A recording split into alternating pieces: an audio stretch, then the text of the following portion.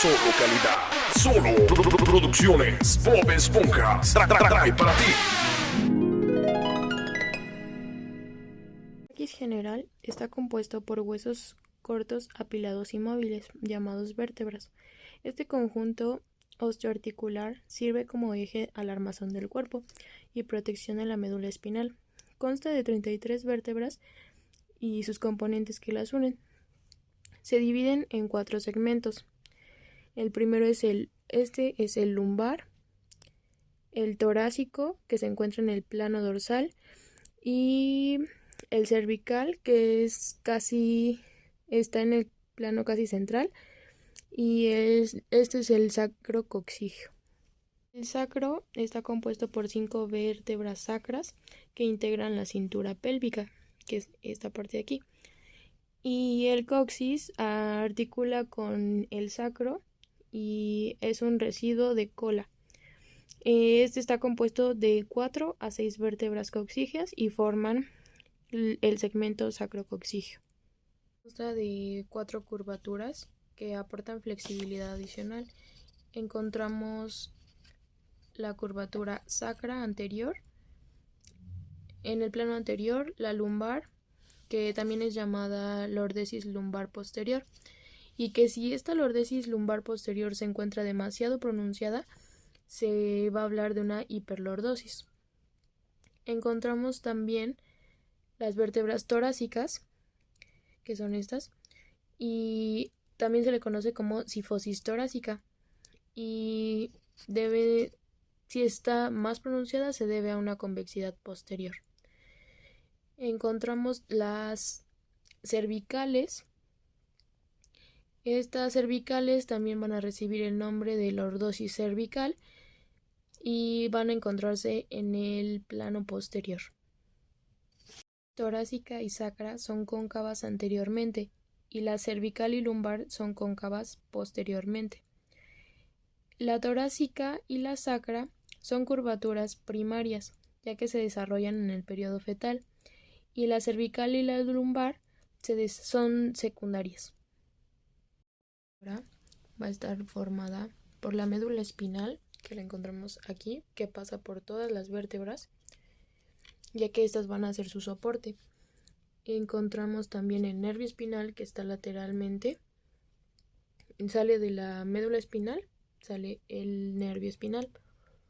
Dentro de estas vamos a encontrar el anillo o disco intervertebral, que es este que se puede encontrar aquí de color azul. Y sobre este anillo encontramos el núcleo pulposo. También encontramos la apófisis articular superior, la apófisis articular espinosa, el tubérculo menor, que es el que se encuentra aquí abajo. También vamos a encontrar el foramen transverso, que se encuentra aquí. El cuerpo vertebral, que como tal es todo esto. Y pues esas serían como que las partes de cada vértebra. El raquis realiza movimientos de flexión, extensión, flexión lateral y rotaciones. Presenta biomecánicamente 2 estructuras que actúan sinérgicamente en todos los movimientos. Se trata de las articulaciones facetarias y del disco intervertebral. La degeneración de uno de ellos produce la alteración del otro. Hablar sobre la biomecánica de la columna vertebral y la lumbar y la dorsal, enunciando los movimientos y cómo se actúa. El raquis lumbar tiene que soportar el peso de los segmentos superiores del tronco, transmitiendo las fuerzas compresivas de cizalla a la parte inferior durante la realización de las actividades de la vida diaria. Las carillas articulares de las vértebras están ligeramente desplazadas hacia el plano frontal, dirigidas hacia atrás y hacia adentro, por lo que se encuentran casi enfrentadas. La orientación de las carillas es de 45 grados con respecto al plano frontal y de 90 con respecto al plano transversal. Estas, junto con los discos, son el 80% de la estabilidad. El raquis lumbar realiza 4 movimientos: la flexión, la extensión, inclinación lateral hacia la derecha y hacia la izquierda, y realiza una rotación, pero es limitado. En el movimiento de flexión, el cuerpo vertebral de la vértebra suprayacente se inclina y se desliza hacia adelante, lo que aumenta el grosor del disco en su parte posterior. Las apófisis articulares inferiores de la vértebra superior se separan de las apófisis articulares de la vértebra inferior, tensando la cápsula 30 grados. El movimiento de extensión, el cuerpo vertebral de la vértebra suprayacente se inclina hacia atrás y retrocede, aumentando el grosor del disco en su parte anterior. Las apófisis articulares inferiores de la vértebra superior encajan en la apófisis articular de la vértebra inferior, contactando las apófisis espinosas. Se halla y se llega a una amplitud de 40 grados. El cuerpo vertebral de la vértebra suprayacente se inclina hacia la concavidad de la inflexión y el disco se inclina hacia la convexidad. Los ligamentos del lado de la convexidad se estiran y los de la concavidad se distienden, y se alcanza de 20 a 30 grados a cada lado. En las vértebras torácicas, las carillas articulares son verticales y tienen una orientación circular que permiten el movimiento de rotación entre dos vértebras adyacentes, limitando las costillas. Este movimiento aproximadamente se hallan orientadas al 60 grados con respecto al plano transversal y 20 grados con respecto al plano frontal. El movimiento de extensión, al igual que la columna lumbar, sin embargo, la flexión se acompaña de una apertura posterior en el espacio intervertebral con desplazamiento del núcleo pulposo hacia atrás. Las superficies articulares de la apófisis articular superior se deslizan hacia arriba y las apófisis inferiores de la vértebra superior tienden a desbordar hacia arriba la apófisis superior de la vértebra inferior. En la inclinación hay que tener en cuenta las costillas. El tórax se eleva del lado de la convexidad, al contrario que en el lado de la concavidad, en el que el tórax se distiende y se retrae, y el ángulo condrocostal se cierra. La columna dorsal se considera relativamente estable, ya que desempeña un papel fundamental como protector del eje medular.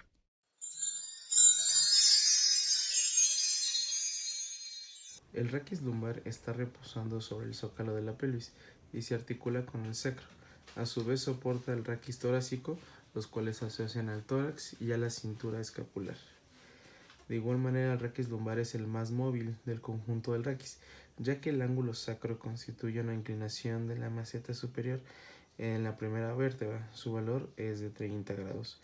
De igual manera, el ángulo lumbrosacro, formado entre la quinta vértebra lumbar y de igual manera en el eje del sacro, tiene un valor de 140. El ángulo de inclinación de la pelvis se extiende entre el promontorio y el borde superior de la sínfisis púbica, que tiene un valor medio de 60 grados.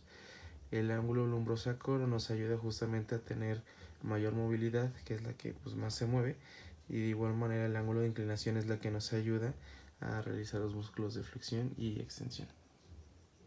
La reversión posterior representa la distancia entre el borde posterior inferior de la quinta vértebra lumbar, que se encuentra aproximadamente en este nivel, y la vertical que desciende sobre el borde posterior superior de la primera vértebra lumbar. Esta distancia puede ser nula si se confunde con la cuerda de la lordosis lumbar. De igual manera es positiva si el raquis lumbar se desplaza hacia atrás y es negativa si el raquis lumbar se desplaza hacia adelante. De igual manera, en un movimiento de flexión, el cuerpo vertebral del suprayacente se inclina y se desliza hacia adelante, lo que disminuye el grosor del disco por la parte anterior y lo aumenta en su parte posterior. De este modo, el disco intervertebral toma forma de cuña, base posterior, y el núcleo pulposo se va deslizando hacia atrás. Como podemos apreciar en este movimiento, al momento de que el paciente hace una flexión, estamos viendo que la presión está haciendo hacia adelante, por lo que el núcleo pulposo de la disco vertebral sale hacia atrás. Durante el movimiento de extensión, el cuerpo vertebral del suprayacente se inclina hacia atrás y retrocede.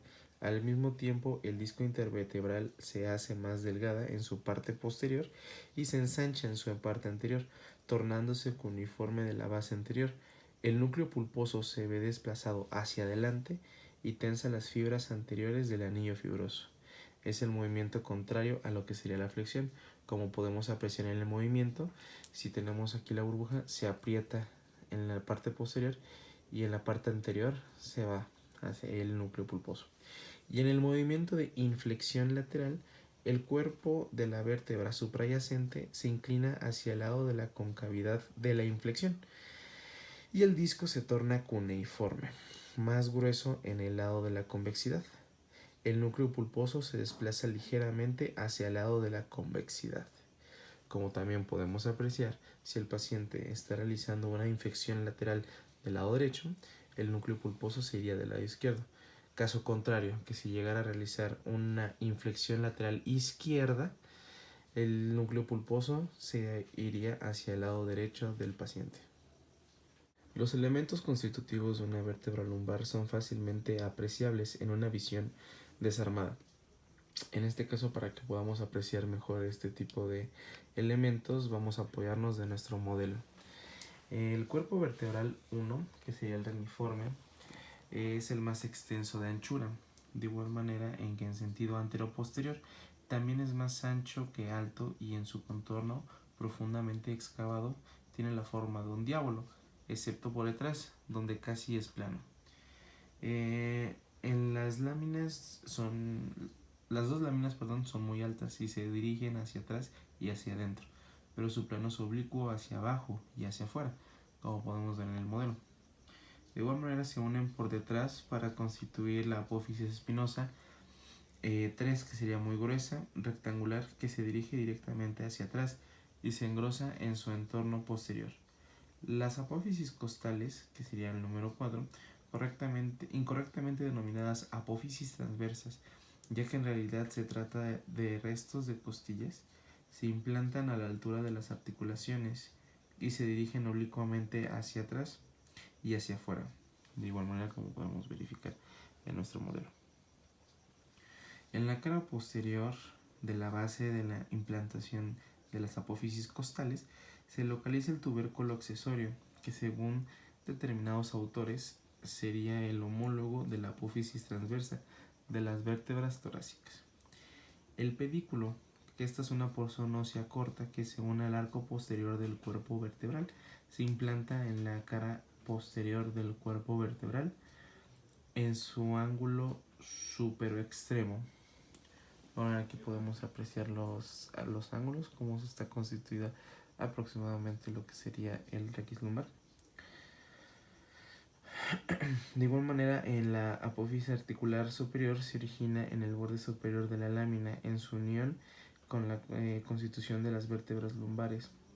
Su plano es oblicuo hacia atrás y hacia afuera y presenta una carilla articular recubierta de cartílago orientada hacia atrás y hacia adentro. La apófisis articular inferior se desprende del borde inferior hacia el área posterior, próximo a la unión de la lámina espinosa. Se dirige hacia abajo y hacia afuera y posee una carilla articular recubierta del cartílago que mira hacia afuera y hacia adelante.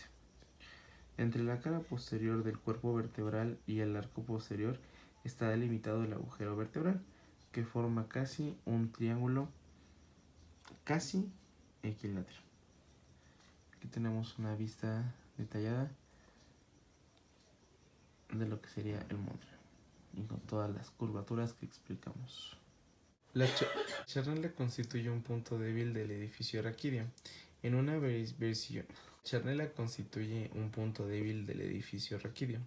visión lateral se logra una inclinación de la meseta superior de la primera sacra, que se encuentra en esta parte. De igual manera puede constatarse que el cuerpo de la quinta lumbar tiende a deslizarse hacia abajo y hacia adelante.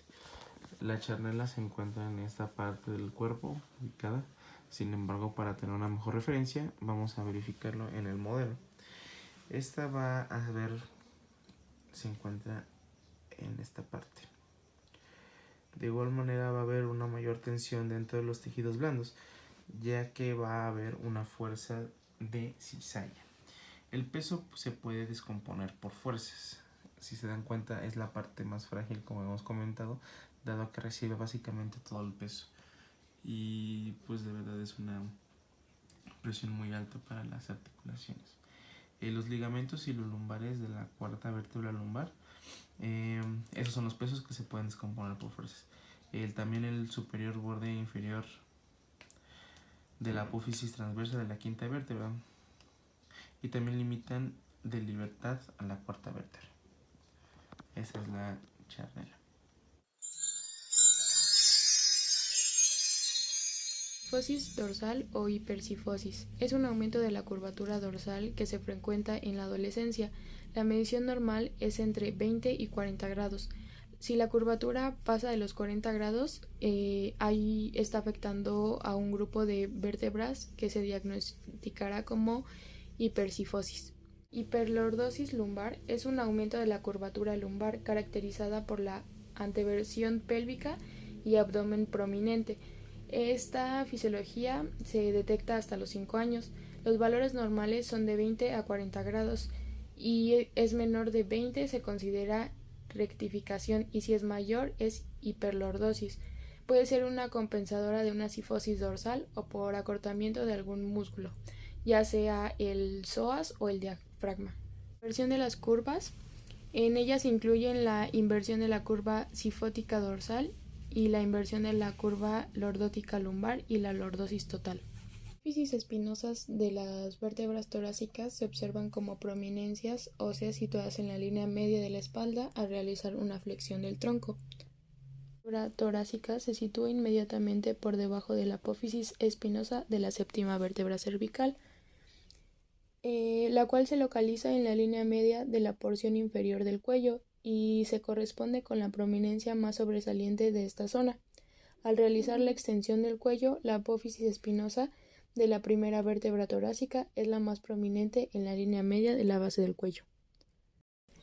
Desde la columna, las costillas siguen una dirección hacia abajo y hacia adelante. Se denomina costillas verdaderas al grupo de la primera costilla hasta la sexta costilla.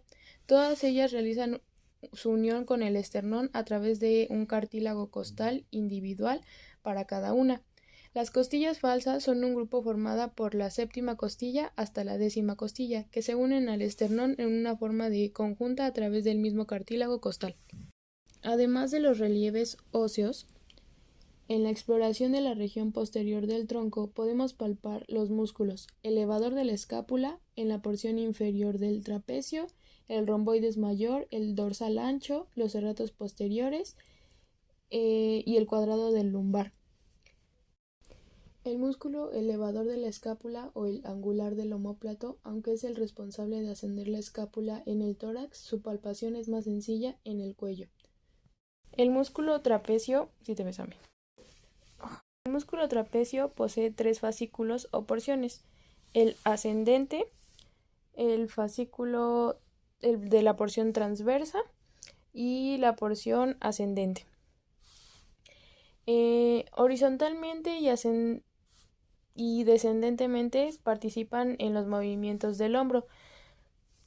El músculo romboides se palpa entre el borde medial de la escápula y el fascículo transverso del músculo trapecio. Para ello, el paciente debe estar colocado en decúbito lateral y debe realizar un movimiento de abducción del hombro.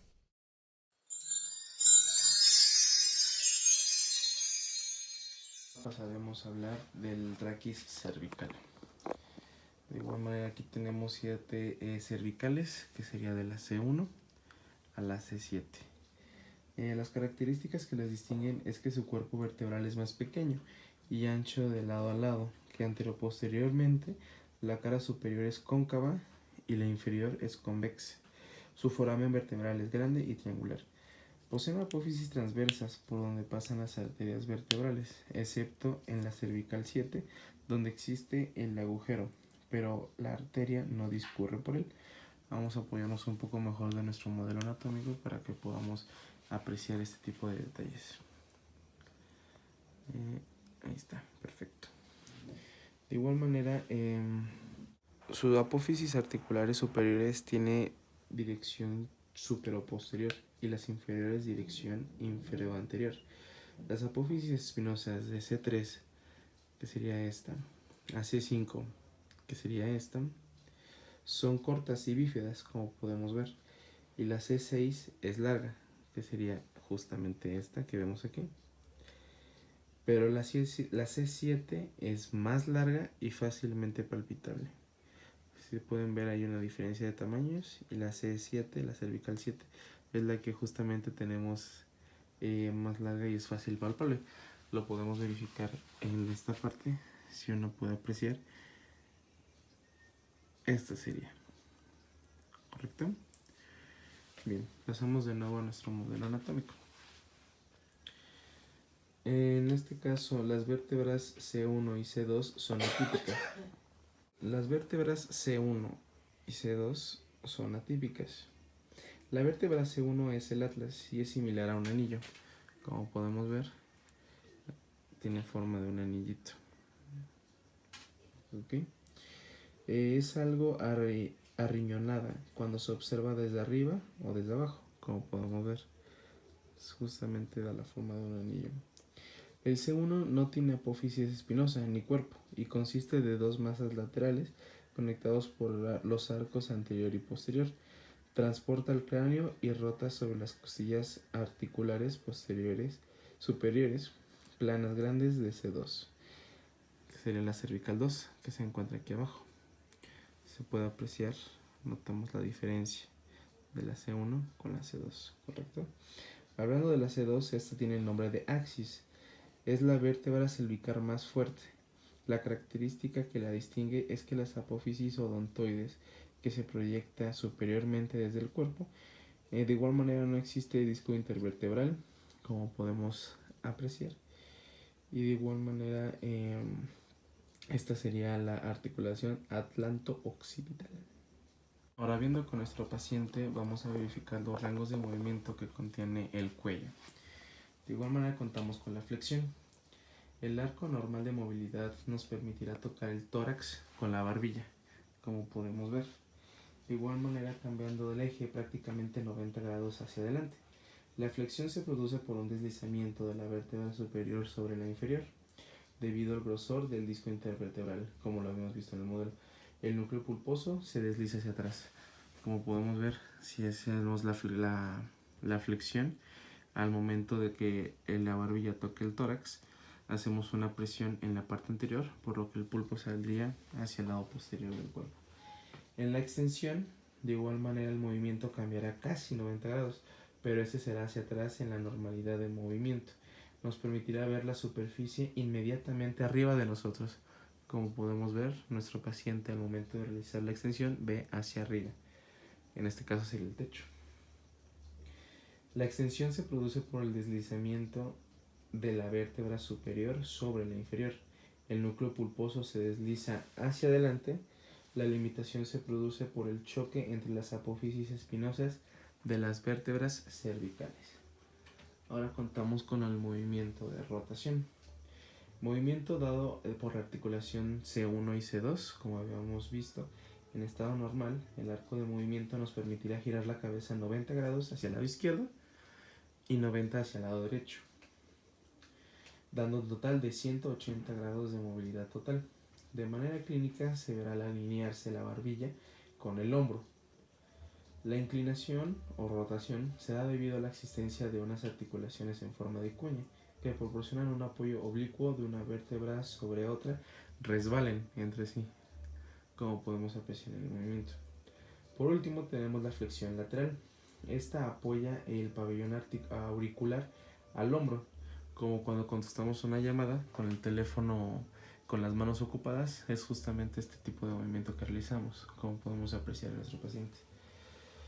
Este movimiento alcanza unos 45 grados en ambos lados, lo que da un total de un ángulo de 90 grados de movilidad lateral total. Ahora vamos a hablar de la artrocinemática. En este caso, para poder apreciar mejor, vamos a enfocarnos en nuestro biomodelo. Vamos a hablar primero de la articulación atlanto-occipital, que como vimos es la articulación que se encuentra en el atlas, en la parte occipital. Corresponden a dos articulaciones de tipo sinovial, subtipo elipsoide.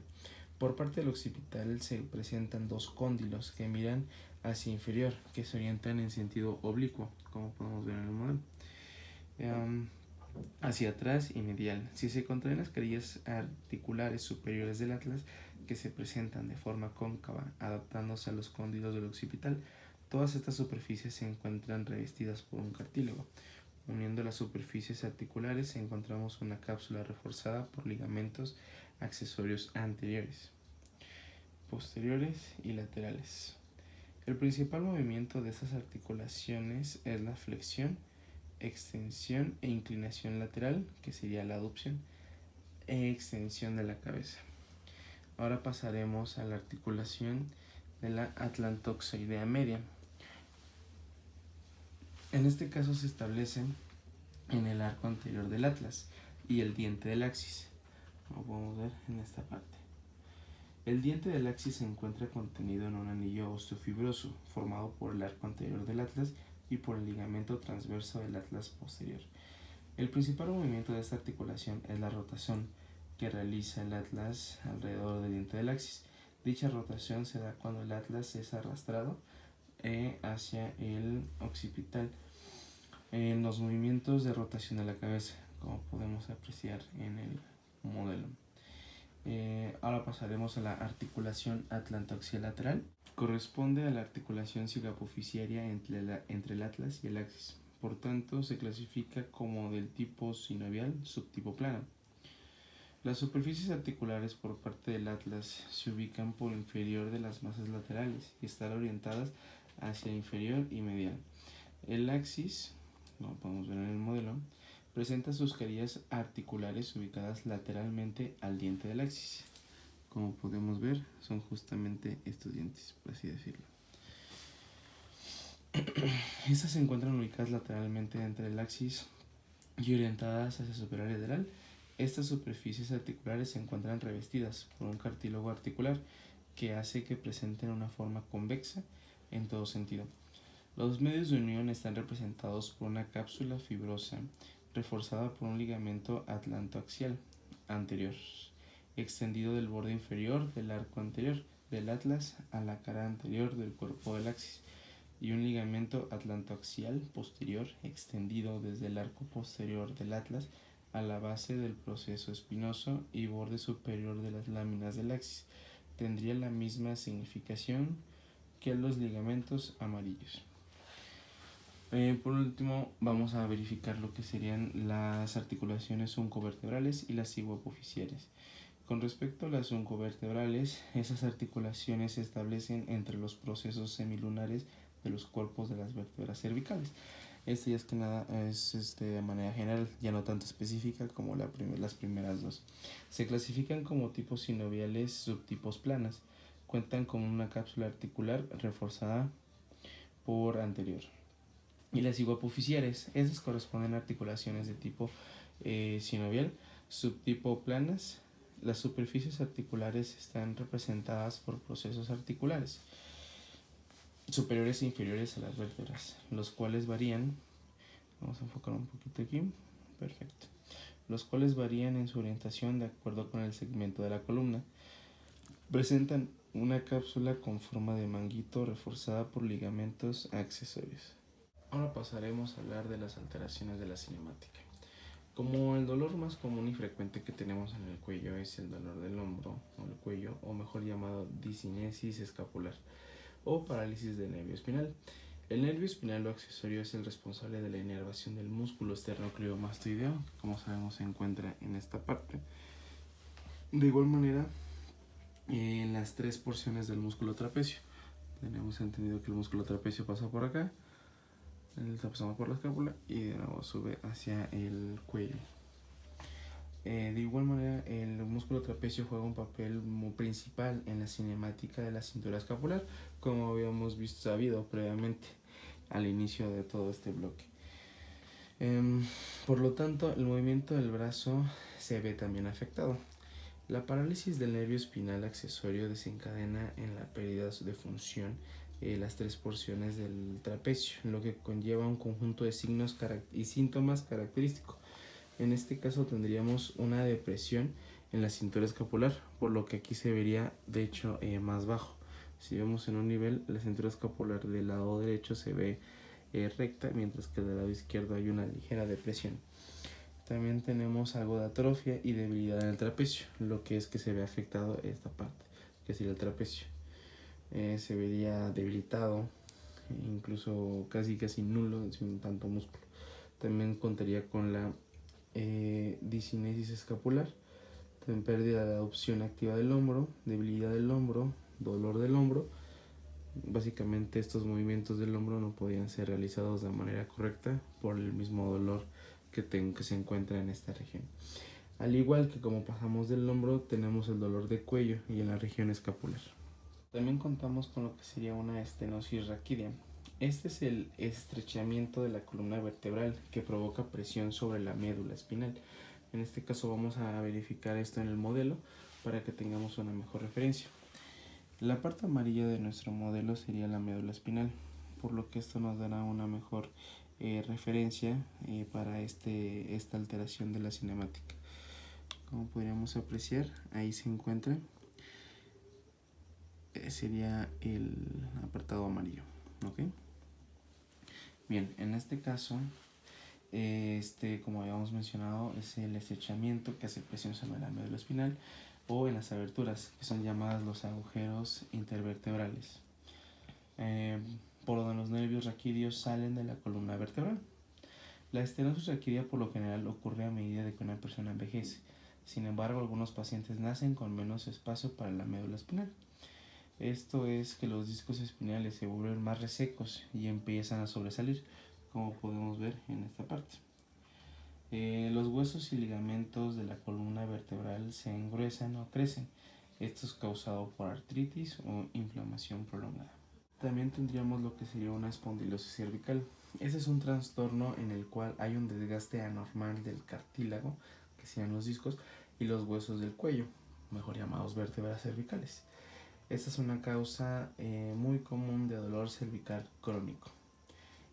Vamos a verificar de igual manera esto en nuestro modelo.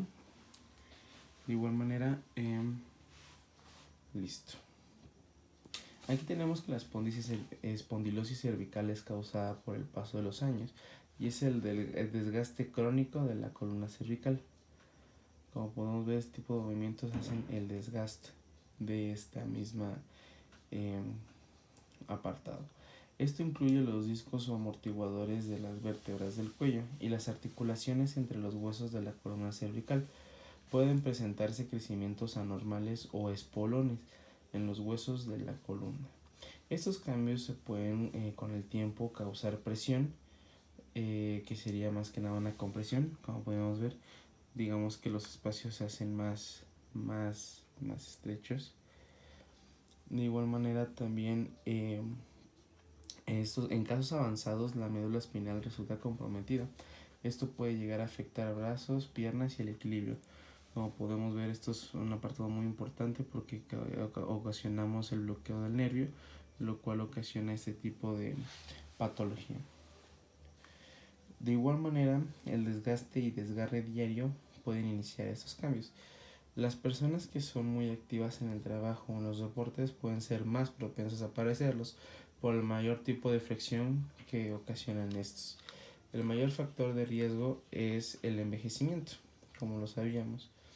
A los 60 años, la mayoría de las personas muestran signos de espondilosis cervical en las radiografías.